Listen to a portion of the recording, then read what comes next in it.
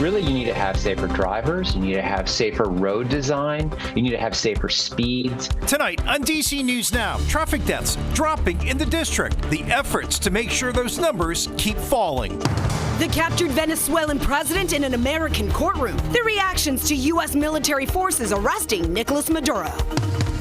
Tonight on DC News Now, we're tracking a bit of a warm-up over the next several days. A spring feel, but a bit more of those clouds, too. I'll have all these details coming up. New vaccine recommendations for children. The criticism from pediatricians as flu cases surge in the U.S. The last night of a light show projected onto the Washington Monument. We're live with the festivities leading up to America's big 250th birthday celebration. You're watching the station covering all of the DMV. This is DC News Now. Hi, everyone. Thank you for joining us tonight for DC News Now at 10. I'm Chris Flanagan. And I'm Susan Tran. A cold start to 2026, but we are seeing a warm-up this week. We're talking about temps that are going to continue to climb, as we might even get up to the 60s as we're looking at the future tracker here. All right, Chief Meteorologist Jackie Layer is here, and we'll take that for January. 60s? Yes, I know, especially after, the colder start that we've had to the new year. Yeah. So thankfully, we are tracking a bit of a spring feel out there. Nice. I know, as we round out the week, could be back into those lower 60s by Friday. So something to look forward to, especially if you are a big fan of those warmer temperatures. Here's a view, though, of those current temperatures. We are hovering into those upper 30s for DC, low to mid 30s farther off towards the north and west. But as we look towards the overnight tonight, at least tonight, not nearly as cold as we started off with earlier this morning. We're back into those low to mid 30s for much of the area overnight into tomorrow morning. Speaking of tomorrow morning, for the kids at the bus stop, and also as you're making your way out the door tomorrow morning, just watch out for some patchy fog for some parts of the area. Temperatures will be varying into those mid to upper 30s through that morning commute. Highs tomorrow, though, a little bit warmer than the day today. We do see a lot more of those 50s on the map for the day tomorrow. We continue that warming trend, though, Wednesday, Thursday, but like I mentioned, we're looking at Friday for our first 60-degree day of the year. Could we reach it for parts of the area for Wednesday and Thursday? I'll have that answer. Also, I'll look at towards the rest of that 7-day forecast coming up in just a few minutes. All right, Jackie, we'll see you then. In the district, traffic deaths down more than 50% in 2025. That according to the D.C. Attorney General. He says the STEER Act played a key role in driving down that decline. D.C. News Now's Yamari Sase spoke with traffic safety advocates about what this drop means and also what still needs to be done. Get the worst speeders off the road, and they did it. I'm really, really, really pleased to hear this news. Dan Langenkamp lost his wife after she was hit by a truck while riding her bike. Since then, he's been advocating for safer streets for everyone. He says the D.C. Attorney General's announcement that traffic fatalities dropped by 52% in 2025 is a step in the right direction. Nobody wants to have their child or their mother or their wife or sister die. It's just not okay. Now, the D.C. Office of Attorney General says the STEER Act helped make that decline possible. Now, the law allows for the AG's office to sue dangerous drivers, create a point system for violations, and also offer education programs. Now, overall, within the past year, they've already sued 24 of the most dangerous drivers. In total, they've racked up 4,300 violations and also $1.4 million in fines. We're supportive of these kinds of efforts to ensure that drivers who are being dangerous and careless are accountable. Cheryl Court with the Coalition for Smarter Growth says enforcement isn't enough and there needs to be more emphasis on designing safer streets. We tend to build overly large roadways that encourage drivers to drive faster, to take turns faster, and all of the speed just is always going to equal additional risk, basically. Advocates say it takes a combination of efforts to keep these numbers moving in the right direction. You need to have safer drivers, you need to have safer road design, you need to have safer speeds, you need to have safer cars. Those things put together will incrementally drive down the number of deaths and injuries on our roads. There's no doubt about it. We reached out to the AG's office and asked how much of the money the district has seen from its 24 lawsuits, but we haven't heard back just yet. Reporting for DC News Now, I'm Yamari Sase. Now to a warning for drivers to slow down in Maryland. Police in Charles County are adding more speed cameras to school zones. From now through the 12th, they'll be using the added tools at 6 different schools all across the county, including over at Berry Elementary and Westlake High. They're also putting up 2 new cameras on the very busy Indian Head Highway, which of course is that 20-mile stretch that connects you to D.C. and Charles County. Venezuela's captured President Nicolas Maduro making his first court appearance in New York City. A team of U.S. Special Forces removing him from his home in a daring middle-of-the-night military operation over the weekend. Now, Maduro says that he is innocent and a decent man, pleading not guilty to these charges that he led a conspiracy to transport thousands of tons of cocaine to the U.S. There was this 25-page indictment that lists a host of charges, including narco-terrorism, drug trafficking, corruption and money laundering, and accuses him of working with traffickers as far back as the 2000s to bring cocaine to the U.S., as well as allegations that he provided diplomatic passports to those in the illegal enterprise. He and his wife, who is also facing charges, could see life in prison if convicted. Maduro's next court date is set for mid-March. More than 10,000 Venezuelans call the DMV home, and they are closely watching how things unfold. Many are staying connected to their family and culture during this turbulent time. Maria del Rosario Montero works at a Venezuelan restaurant on 14th Street in D.C. She says it's hard to be here in the U.S., watching all the instability back home. She spoke to D.C. News Now through a translator Monday, walking us through her emotions. So I hope that this nightmare ends and all the prisoners or political prisoners got out, innocent, so everything ends in a good way.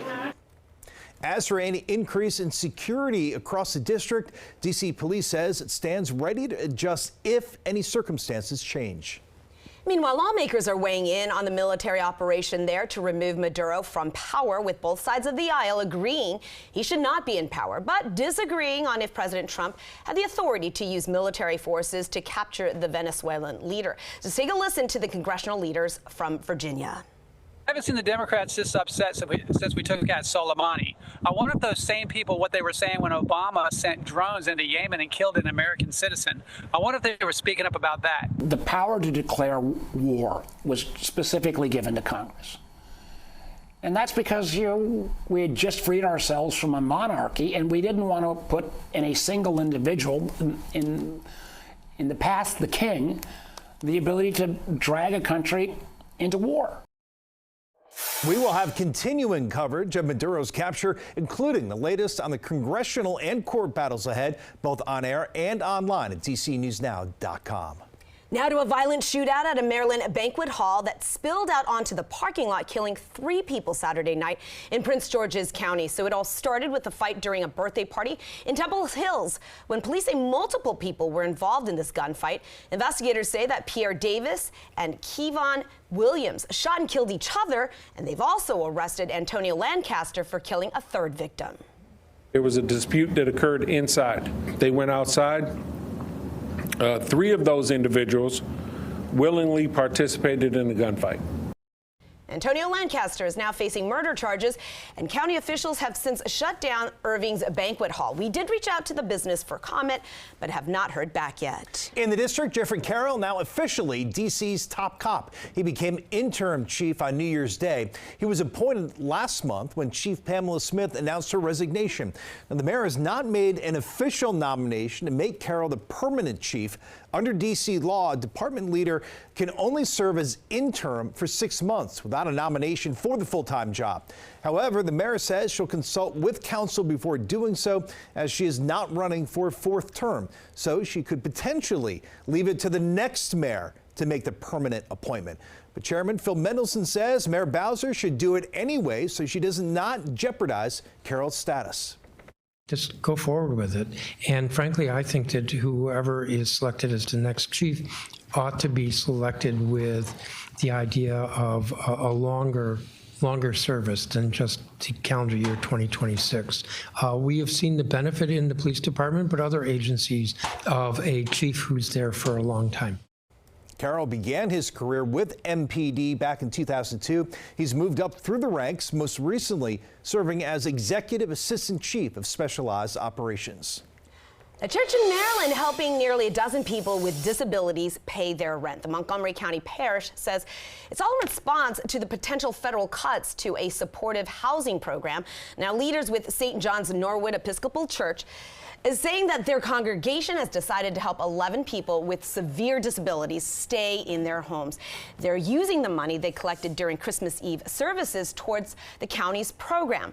Church and county leaders, they both agree this is only a temporary patch for a greater problem, but it will be keeping 11 people in their homes for another month as they continue to work and figure out how to make up the federal funding cuts to the supportive housing program.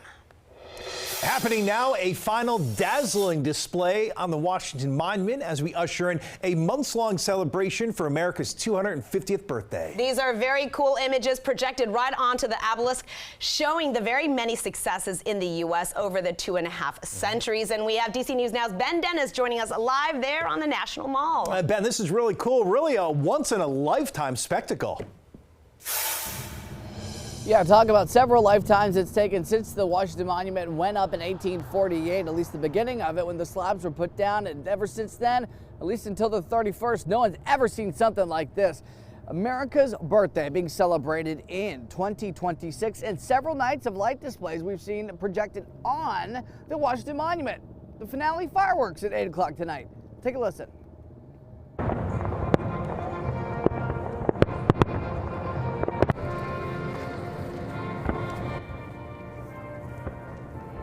And since New Year's Eve night, the semi-quincentennial initiative known as Freedom 250 has projected artistic displays, including an audio narration over loudspeakers, showcasing our founding fathers, Paul Revere, Lewis and Clark, Native American partnerships, the Industrial Revolution that brought us skyscrapers and cars, all the way into the modern age of advanced technology and AI. The 20-minute show has cycled each night over the course of several hours since New Year's Eve. Thousands of people have stood on the mall to start celebrating America's 250th birthday, including DC roommates Carolyn and Grace. There are a few democracies in the world that have lasted as long as America. Yeah. And so really just getting out here to come and kind of celebrate and memorialize this special occasion, and why not do it at the start of the year? Grace, it seemed like a lot of time and effort went into this projection. What did you have to think about it? Yeah, we were actually talking on the way. We were walking down from parking and just watching it as we were walking, and we were it had to have been taken years in the making of telling our nation's history all on the Washington Monument. It's amazing. Other events sponsored by the Freedom 250 initiative, a National Mall prayer gathering here on May 17th, then May 25th, Memorial Day National Observance. June 25th, the so-called Great American State Fair, which will happen on the mall July the 1st. The goal, every 50 state will be represented. And the opening of the Teddy Roosevelt Presidential Library come July 1st in North Dakota. Of course, we can expect what we see every single year. One of the most dazzling fireworks displays right here on the National Mall when July the 4th. Chris, Susan? What a treat, though, on January 5th, right? I mean, this is just so cool to see. Imagine seeing that in person, Ben. I know, Ben, you're getting a front row seat to, I feel like, a preview to our 4th of July celebrations with the fireworks and everything tonight. I mean, listen, I've been to several fireworks displays here with the tens of thousands of people who pack the National Mall every single year, but this is something else, really. This light display that's been projected some 550-something feet into the sky. It is something to behold, whether you're in the district or you're across the river in Virginia. You can see it quite a distance, guys. All right. Yeah. A tough assignment for our Ben Dennis tonight over at the National Mall. Thank you so much.